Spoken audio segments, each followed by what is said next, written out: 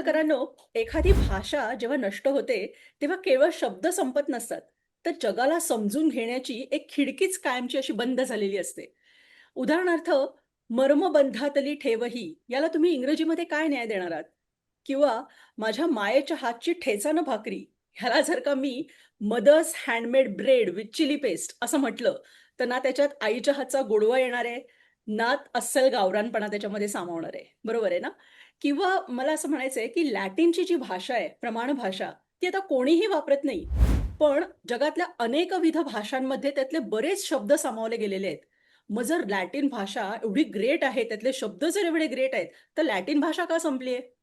ह्या सगळ्या हे नक्की सगळं गणित काय आहे? हे सगळं समजून घ्यायला आपण आज अशा माणसाची गप्पा मारणार आहोत, जो या विषयातला तज्ञ आहे. तर मानव नृवंशशास्त्रामधला तज्ञ मुकुंद भोकरकर याच्याशी आपण ह्या सगळ्या गप्पा मारणार आहोत. मुकुंदा, कुतूहल स्वातीमध्ये तुझं खूप खूप स्वागत. नमस्कार. न- नमस्कार. मला असं म्हणायचं की एवढ्या सगळ्या भाषा जगामध्ये आहेत आणि प्रत्येकाला आपापल्या भाषेचा खूप अभिमान आहे. हो. म्हणजे काही लोकांना असं असतं की आपल्या भाषेची अस्मिता म्हणून भयंकर अभिमान असतो त्या भाषेचा आणि हो. काही लोकांना मात्र ती भाषा बोलण्याची लाज वाटते. तर हे असं हो. का म्हणजे ह्याला काय म्हणायचं आपण? का होतं असं? भाषेचा अभिमान आणि भाषेची लाज या दोन विरुद्ध टोकाच्या गोष्टी नाही आहेत. इंटरेस्टिंग आहे. भाषेचा अभिमान वाटणं आणि भाषेची लाज वाटणं या दोन विरुद्ध टोकाच्या गोष्टी नाही आहे. आपण अभिमानाची गोष्ट करू. हं. भाषेचा अभिमान आपल्याला केव्हा वाटतो, जेव्हा आपण एखाद्या विशिष्ट भाषेमध्ये व्यक्त होतो आणि इतर लोकांना असं वाटतं, काय छान बोललायस, तर लगेच ऊर भरून येतं. आता मी छान बोललो आहेस का ती शब्दरचना नेमकी केली आहे जी प्रत्येकाला जाऊन भिनली, हा एक प्रश्न विचारायचा मी स्वतःला राहिला. दुसरं, मी छान बोललोय की त्यांना हवं ते बोललोय, कारण की टाळ्या दोन्ही बाजूही वाजत असतात. चल मैं जो चाहता हूं वो तू बोल दे, मतलब मैं खुश हो जाऊंगा, हा एक भाग नक्कीच असतो प्रत्येक संवादामध्ये. किंवा हे तू लाख मोलाचं बोललास, म्हणजे मला ह्याच्यापासून पुष्कळ फायदा होणार आहे, असं काहीतरी तू बोलला आहेस किंवा असं काहीतरी द्यायला. आपण म्हणतो deal it's done boss, deal is done, अरे यू सेड इट मॅन असं म्हणतो. तर का म्हणतो? कारण की ती डील म्हणजे देवाणघेवाण म्हणजे स्वार्थ. हं. सो तो एक भाग फार महत्वाचा आहे की भाषेमध्ये अभिमान किंवा भाषेबद्दल खूप फील गुड फिलिंग्ज असेल तर ते कशामुळे येतं, तर त्या अनुभूतीमुळे येतं. भाषा ही माध्यम आहे समोरच्यापर्यंत पोहोचला. भाषा ही माध्यम आहे, समोरचा माझ्यापर्यंत पोहोचला. माध्यम एकच आहे. एक म्हणजे मी त्याच्यापर्यंत पोहोचलो किंवा तो माझ्यापर्यंत पोहोचला. त्याला हवं होतं ते मी दिलं, मला हवं होतं ते त्यांनी दिलं. मला खूप छान वाटलं, मला बरं वाटलं, त्याला माझी भाषा कळती येते. त्याला काय हवं होतं ते मी दिलं, मला बरं वाटतं, त्याला माझी भाषा कळती येते. किंवा सुदैवाने मला त्याची भाषा कळते. एक काम करू, एक हेलिकॉप्टर पाठवतो तुझ्याकडे, आत्ता तुला उचलेन तो हेलिकॉप्टर, अमेझॉनच्या जंगलात सोडून देईल. कोणत्या भाषेत बोलशील तू? हं, हं. स्मिता बरोबर आहे. कुठे गेली? हं, हं. हा एक कडू भाग आहे. भाषा हे माध्यम आहे. हे माध्यम शस्त्र म्हणून, अवजार म्हणून कधी वापरायचं किंवा अजिबात नाही वापरायचं, हे ज्या त्या वेळेसची ती परिस्थिती किंवा तो क्षण ठरवत असतो. आफ्रिकेच्या जंगलात किंवा अमेझॉनच्या वर्षावनात गेलो आणि तिकडे आदिवासी लोक असलेत आणि मी भाषा तज्ञ आहे, मला जगातल्या 17 भाषा येतात, त्यांची भाषा आहे ती 30,000वी भाषा आहे ना, ती मला बोलता येत नाही. मग त्या परिस्थितीत मुकुंद भोकरकर काय करेल, तर पहिली गोष्ट म्हणजे तो गयावया करेल, मला सोडून द्या, गुडघ्यावर बसेल, असं तसं करेल. ते थोडं दया करतील. हा जसा झुकलाय बसलाय तर त्यांना कळेल की हा शरणागती पत्करतोय, आपल्या समोर दीनत्व पत्करतोय, दैन्यमाना दिसतोय आपल्याला, हं. आणि आपण त्याला चिरडू शकतो. अशा स्थितीत जाऊन आपल्या पायापाशी बसलाय. त्या भाषेचं परिवर्तन देहबोलीत होत असतं. आणि मग हळूहळू मी सांगतो, मला पाणी द्या प्यायला, आय वॉन्ट वॉटर, मुझे थोडा जल दे, बापा મને થોડું પાણી આપજે ભાઈ, हं, હું हं. पिऊ છે, मला थोडं पाणी देशील, गंगाजळ मिळेल. या चारी चार वाक्यांचा काहीही अर्थ होत नाही. जेव्हा मी असे ओंजळ तोंडाजवळ आणतो ना, तेव्हा त्याला कळतं काहीतरी प्यायचं आहे. अरे पाणी आणणार आहे, तो म्हणतो. कोणीतरी पाणी ओततं, ते मचूळ गढूळ पाणी मला गंगाजळासारखं वाटतं. मागच्या 20 दिवसापासून पाणी प्यायलो मी. आता याच्यातली भाषा कोणती मला सांग. सो भाषेचं डायरेक्ट नातं त्या क्षणाशी आहे, त्या स्थळासोबत आहे, विषयासोबत नक्कीच आहे आणि समोरच्यापर्यंत पोहोचण्यापर्यंत किंवा समोरच्यानी काही सांगितलेलं माझ्यापर्यंत पोहोचण्याशी आहे. या सगळ्या गोष्टींचा खूप मोठा भाषेवरती प्रभाव असतो. जसं आपण ही चर्चा पुढे जाईल तसं आपण भाषा म्हणजे काय या गमतीवरती पण येऊच. पण मला सांगायचं आहे की हे जे प्रश्न आहेत की भाषा चांगली वाईट, सगळ्या भाषा आपापल्या परीनं खूप जास्ती समृद्ध असतात. कारण की भाषेचा म्हणण्यापेक्षा भाषा ज्या विटांपासून जन्माला आली आहे त्या विटा म्हणजे शब्द असतात आणि शब्दांच्या जवळ आणणारे त्यांना जोडणारे क्रियापद असतात. तर या ज्या विटा असतात त्या विटा जन्माला येतात ज्या त्या समाजाच्या राहणीमानानुसार. तो समाज सिटीत जन्माला नाही आलो, शहर तर आजकालची आहे. प्रत्येक मानवजात पृथ्वीवरती कुठेतरी रानावाना जन्माला आली आहे. तिकडनं ती कुठेतरी समृद्धी गाठत जाते आणि जशी स्वतःच्या भोवती संसाधनं बनवत जाते तसं स्वतःचं विश्व सर्जन करते आणि ते सर्जित विश्व त्यांना आपण आज शहर म्हणतो. तर प्रत्येक भाषा ही जन्माला आली आहे निसर्गाच्या सान्निध्यात किंवा असं म्हणू शकतो माणसांच्या गरजेनुसार. जशा गरजा वाढत गेल्या, बदलत गेल्या, त्यांची स्वरूप बदलत गेली, तशी ती शब्द जन्माला येऊ लागली आणि मागे सोडलेली शब्द निघून जाऊ लागली, असं मला म्हणायचं. ओके. मग हे जे आपण म्हणतोय की मागे सोडलेले शब्द हळूहळू विस्मरणात गेले, हो. बरोबर आहे ना, आणि नवीन नवीन येत गेले. तर मग हा. ह्याच्यातनंच एखादी भाषा मरते वगैरे असं आपण म्हणू शकतो का, की हळूहळू त्यातले सगळे शब्द संपतच जात आहेत? म्हणजे मला बेसिकली हे म्हणायचंय की हे खूप लवकर होतंय, पण आता आपण भाषेच्या जन्माबरोबर भाषेचा मृत्यू पण इथेच बघून टाकू, की भाषा मरते म्हणजे नक्की काय होतं आणि मग त्याचे परिणाम काय होतात? भाषा मरते म्हणण्यापेक्षा आपण एक विचार करू की भाषा म्हणजे काय. आपण आधी ते ठरवू की ते काय आहे, म्हणजे ते जन्माला येतं आणि ते कसं मरतं त्याचा विचार होईल. तर भाषा म्हणजे भाष्य, भाष्य म्हणजे व्यक्ती, अभिव्यक्ती आणि विशेष करून भाषिक अभिव्यक्ती म्हणजे तोंडातनं किंवा स्वरपेटीतनं काहीतरी किंवा जी काही स्वररचना आहे, आवाजाची रचना आहे. प्रत्येक प्राण्यामध्ये वेगवेगळ्या पद्धतीने आवाज निर्माण करण्याची क्षमता आहे. माणसाची गोष्ट केली तर आपल्या स्वरपेटीतनं निघालेले स्वर आणि ते स्वर म्हणजे नुसतंच गायन नाहीये. एखादा विलंबित कोणी गात असेल तो ते फक्त 7 स्वरांसोबत खेळत असतो.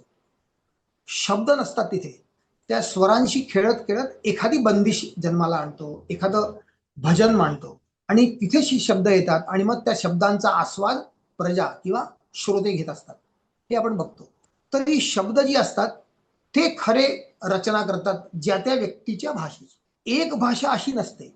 प्रत्येक व्यक्ती ज्या त्या शब्दकोशामधून शब्द निवडतो, त्यांना क्रियापद लावतो आणि मग वाक्य निर्मिती करतो आणि मग स्वतःचा विषय मांडतो. नक्कीच विषय महत्वाचा आहे. विषय अतिशय महत्वाचा आहे. ती मांडण्याची पद्धत अवलंबून असते तुम्ही केजीच्या मुलांशी बोलत आहात का पीएचडी स्कॉलर लोकांसोबत. त्याप्रमाणे ती क्लिष्टता, तो स्तर विषयाला हाताळण्याचा तो ठरवायचा असतो. केजी मधल्या मुलांशी बोलायचं तर सस्या कासवाची गोष्ट करायची असते आणि सायन्सच्या किंवा विज्ञानाच्या अगदी एक्सपर्ट माणसाशी बोलायचं असेल तर बायोफिजिक्समध्ये मेम्ब्रेन्स असतात, सेल मेम्ब्रेन्स असतात, तुमच्या मोठ्या अशा प्रोटीन प्रोसेसेस, हॉर्मोनल बॅलन्सेस आणि इक्वेशन्स होत असतात. त्या लेवलच्या गोष्टी करतात तुम्ही. रिलेटिव्हिटीच्या गोष्टी करतात, टाइम ट्रॅव्हलच्या स्पेस टाइम पॅराडॉक्सच्या गोष्टी करतात. सो जो तो विषयाच्या कॉम्प्लेक्सिटीचा, गुंतागुंतीचा स्तर वाढत जातो जसे तुमचे श्रोते किंवा तुमच्यासोबत संवाद साधणारे लोक त्यांची कक्षा बदलत राहते. आणि म्हणून भाषा ही एका कक्षेत व्यक्त होण्याचं माध्यम किंवा तसा अट्टहास पण नसला पाहिजे. समोरच्यापर्यंत पोहोचणं आणि समोरच्यानी सांगितलं ते माझ्यापर्यंत पोहोचणं. एखादं लहान पोर रडत असेल, गयावया करत असेल तर 2-3च गोष्टी असू शकतात. आयदर त्याला शरीराला काही त्रास होतोय, त्याला काहीतरी पास आउट करायचंय, भूक लागलीये किंवा एखादा अवयव दुखतोय. यापेक्षा चौथी गोष्ट नसते की मला वाचायला स्टोरी बुक दे, असं तो म्हणत नाही 2 वर्षाचा. बरोबर आहे. पण त्याचप्रमाणे जर का एक 18-20 वर्षाचा पोरग उदास असेल तर आपण 56 प्रश्न विचारतो की बाबा राजश्री प्रोडक्शनचं एखादं पिक्चर बदलंय, त्याच्यावरती काहीतरी रोमांसचा इश्यू आहे का, कुठेतरी काहीतरी गडबड झाली का, काही इक्वेशन बदललं काय, एकदमच भाववश का झाला असं. सो जो तो मूड, जी ती भाषा, ती कन्वेंट असते, त्या मूड प्रमाणे, त्या मेच्युरिटी प्रमाणे आपल्या भाषेचे शब्द आणि वाक्यांची रचना ही बदलत जाते आणि ती एक्सप्रेस होते. त्यात चांगली आणि वाईट किंवा वरच्या स्तराची, लहान्या स्तराची असं नसतं, पण त्याच्यामध्ये आपण ती सतार शब्दांची कशी वाजवतो आहे ते हम्म. ठरवतं. Humpty Dumpty sat on a wall किंवा एखादी भीमसेन जोशीची आपण बंदिश वाजवतोय, हे ठरवतं आपल्या वाक्यरचनेनुसार. त्यामुळे भाषा अशी एका व्यक्तीमधनं पण जरी आली तरी ती फिक्स्ड अशी नसते. तो कोणाला ऍड्रेस करतोय किंवा कोणाचं काय ऐकतोय आणि ते आकलन काय करतोय. लहान पोर कुरकुर करतोय तर ते साधी गोष्ट असेल, एखादी त्याला काहीतरी हट्टापट्टा असेल, कोणाकडे काहीतरी बघितलं असेल, ते तो मागतोय. मग ते समजून घेणं आपलं अभिप्रेत आहे. आपण ते लहान आहे, आपण त्याला ओरडू नाही शकत की नीट बोल, तो लहान आहे बिचारा. त्याचप्रमाणे आपण लहान मुलाशी मोठ्या माणसांसारखं काहीतरी बोललं तर त्याला बिचारायला कळणार नाही. शेवटी कळणं आणि ते पोचणं हे जास्ती महत्वाचं आहे, असं मला वाटतं. हम्म. हम्म. बरोबर आहे. पण मग तेच म्हणजे मला असं म्हणायचंय की मग ती मृत्यू पावते भाषा ती कशी अशी म्हणजे त्यातले सगळे शब्द संपून जाऊन म्हणजे नाहीसे होऊन दुसरे शब्द तिकडे येत जातात का?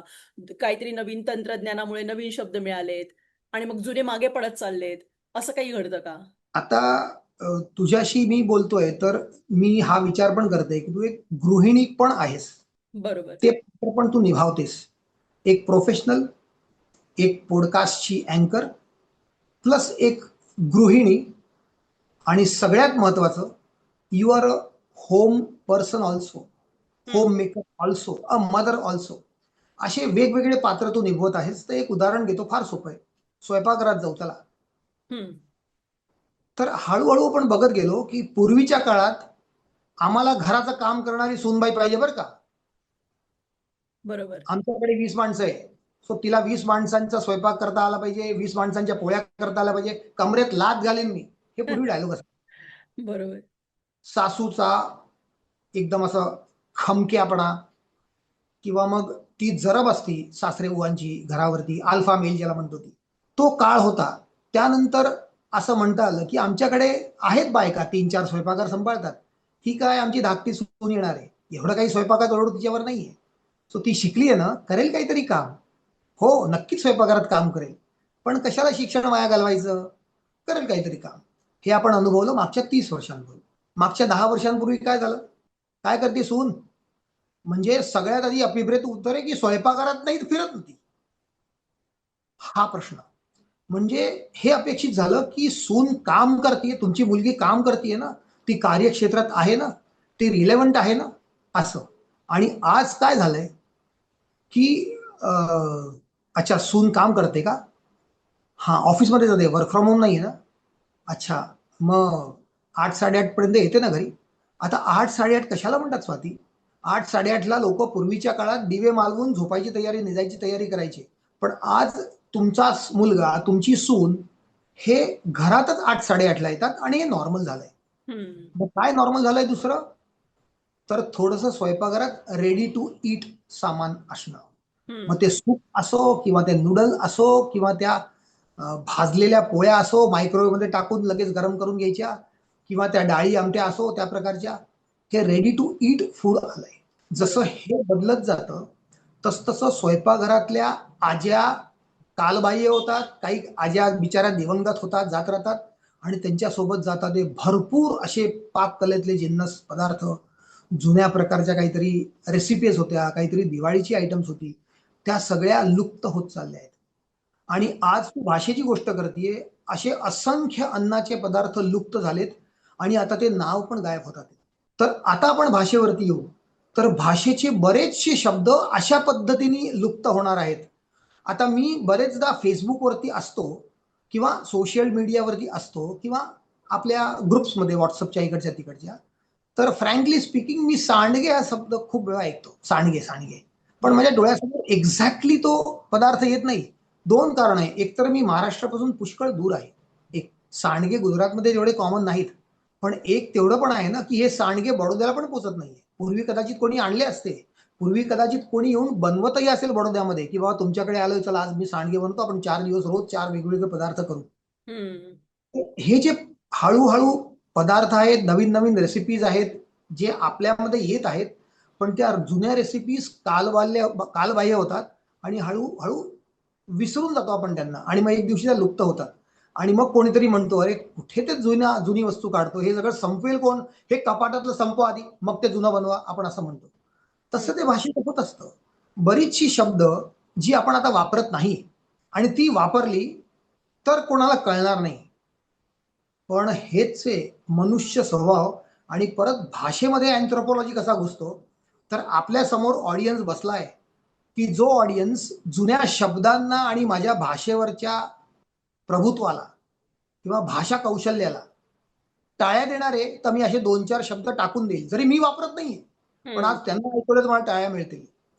तर भाषेचं किंवा माझ्या अभिव्यक्तीचं सौंदर्य वाढवायला काही शब्द वापरले मी, जे माझ्या रोजच्या वापरण्यात नाहीत. तर त्यामुळे मी समोरच्यावरती प्रभाव करू शकतो हवा तसा. तो मला टाळ्या देऊ शकतो. मला जे पोटात भूक लागली ते कौतुक मिळू शकतं आणि कदाचित ते शब्द कोणीतरी पुढे घेऊन जाईल. नाही घेऊन जाणार, त्याला मला पडी नाहीये. पण ते शब्द वापरले तर मी काहीतरी असं कुठेतरी ग्रेट सिद्ध होतं. असा काहीतरी भाग आहे भाषेचा. सो भाषा मरते हे कदाचित अपेक्षित असायला हवं. कारण की बदलत्या समाजासोबत आपल्या राहणीमान पण आपल्या बदलत असतात आणि बदलत्या राहणीमानानुसार आपल्या घरातलं वातावरण, आपली दिनचर्या, आपले दिनक्रम हे पण बदलत असतात. आपल्या खायच्या प्यायच्या गरजा, खायच्या प्यायच्या गोष्टी. पूर्वी म्हणायचो नदीला तुळस लावायला चाललोय, तर आज कोणाला सांगितलं आपल्या पुढच्या पिढीला की नदीला तुळस लावायला तो रोज जायचा, तर तो विचारेल तो गार्डनर होता का? बरोबर आहे, कळणार नाही. कोणी हसावं. हे म्हणजे हे सगळे भाषेचे जनक आहेत. नदीला तुळस लावायला जाणं म्हणजे काहीतरी सांकेतिक असतं ते, की हम्म. नदीकाठी का जातो, तर फ्रेश व्हायला जातो, स्नान करायला जातो किंवा जे काय असेल ते. पण राहणीमान बदलत चाललंय ना. आता डिफ्युजर आलेत. हे डिफ्युजर आपण स्प्रे बघतो. डिओड्रंट स्प्रे असतात किंवा रूम फ्रेशनर किंवा एअर फ्रेशनरचे स्प्रे असतात. हल्ली ते असे 20 मीटरने असे देणारे स्प्रे पण लावतात घरात. हम्म. हे ॲटोमायझर म्हणतात. हे ॲटोमायझर हवेमध्ये पाण्याची वॉटर वेपर सोडतात. हम्म. असं मॉइश्चर सोडतात.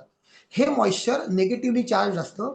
जे मॉइश्चर निगेटिव्हली चार्ज आपल्या डोळ्यांमधून किंवा नाकांमधून मध्ये शिरलं ना, तर आपल्याला एक्झॅक्टली तीच भावना देतं, जी आपल्याला नदीकाठी नदीत स्नान केल्याने मिळते. हे ओ. फार कमी लोकांना माहिती असेल. अच्छा. हो. नदी स्नानाची अनुभूती या ॲटोमायझरद्वारे मिळते. पाण्याचंच असलं पाहिजे, ते असं केमिकल नसले पाहिजे. बरोबर. हा. तर ती अनुभूती माहिती आहे. आपण जे चेहऱ्यावरती स्प्रे मारतो हो. किंवा आपण स्प्रे खाली किंवा आपण काय म्हणतात ते, ह्याच्या खाली धबधब्याखाली आपण स्नान केलं किंवा आपल्या वॉशरूम मध्ये जो असतो ना तो स्प्रे, काय म्हणतात त्याला आपल्यावरती? शॉवर. हा, शॉवरमध्ये कधी कधी ॲटोमायझर असतात, खूप बारीक असा निघतो. त्याच्या खाली उभं राहिलो आपण की आपल्याला ती फील येते, जसं असं मस्त पाणी पडतंय आणि तो येतो. हे ॲटोमायझर आलेत. आता हम्म. हे ॲटोमायझर आल्यामुळे माणसाला नदीची गरज संपली आहे. नदी काठी जायची गरज संपली आहे. नदी काठचा अनुभव घ्यायची गरज संपली आहे. तर त्या नदी काठचा अनुभव घेण्यासाठी आजपासून जर का 400 वर्षांपूर्वी, 100-150 वर्षांपूर्वी रामदास, तुकाराम किंवा या लोकांनी, एकनाथांनी किंवा मग त्यानंतर अलीकडे गोनी दांडेकर सगळ्या लोकांनी शब्दरचना असेल ते वापरत असतील, ते शब्द कुठे गेले? कोणी बरोबर. जात नाही. मग हम्म. नदीवर नसतील जात तर ते शब्द करायचे काय? तसा बरोबर. भाग झाला. म्हणजे हम्म. त्याचं वाईट वाटणं म्हणण्यापेक्षा ते अपेक्षित होतं असं म्हटलं तरी चालेल थोडंसं. इररिलेव्हंट होऊन जातात, हो. वापरात राहत नाहीत. हां, असं. तुम्ही जा निसर्गाजवळ राहा, तर ते वापरत राहाल. पण तुम्ही निसर्गापासून दूर झालात आणि स्वतःच्या कृत्रिम विश्वात शिरलात, ज्याला आपण सोलार पॅनल लावले आहेत ना, घर 24 तास 23 डिग्रीमध्ये आहे, तो घराबाहेर का निघेल माणूस? मग त्याची बरोबर. भाषा हम्म. मला दुसरं असं विचारायचंय की आपण